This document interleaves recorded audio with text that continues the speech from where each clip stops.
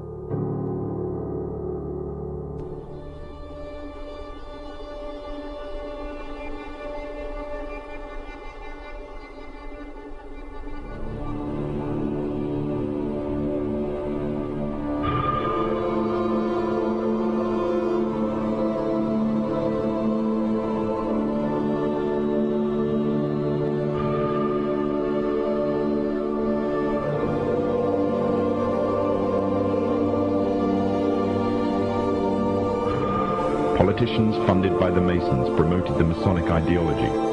The secret lodges of the Masons were open to members of the French army. High-ranking officers and generals were indoctrinated to the Freemasons' way of thinking. With the people, the politicians, and the military of France under Masonic control, the Masons could finally strike. Freemasonry has worked in a hidden but constant manner to prepare the revolution. We are then in complete agreement that Freemasonry was the only author of the revolution, and the applause which I receive from the left, and to which I am little accustomed, proves, gentlemen, that you acknowledge with me that it was Masonry which made the French Revolution.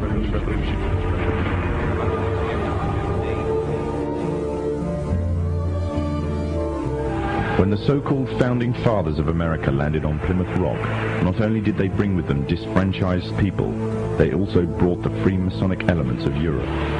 The injustices which the fathers of America were escaping from in Europe was also to be found in the new land, in the form of a tyrannical British regime. In order to gain complete dominance of the new state, the Masons used the same methods to gain control of France. Although the British monarchy was run by the Masons, the American War of Independence was a necessary action, and the people involved in the war were expendable for the Masons to fulfill their dream. Emotions of the people were manipulated into anger, and just like France, anger turned into war. This time, however, previous mistakes would not be repeated. The near defeat the Masons faced against Napoleon and his army in Europe taught the Masons a lesson. Any forthcoming leaders of the resistance must follow the Masonic agenda. The best way to do this was to ensure the leader himself was a Mason, and the leader who took the war to the British was none other than George Washington.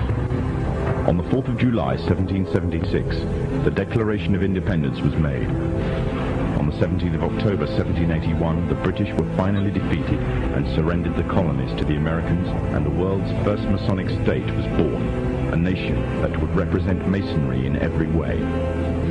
A sign of the Masonic presence in America is plainly visible on the dollar bill, which carries a picture of George Washington, the first Freemasonic president in the world, and a picture of the Freemasonic symbol of the so-called all-seeing one eye.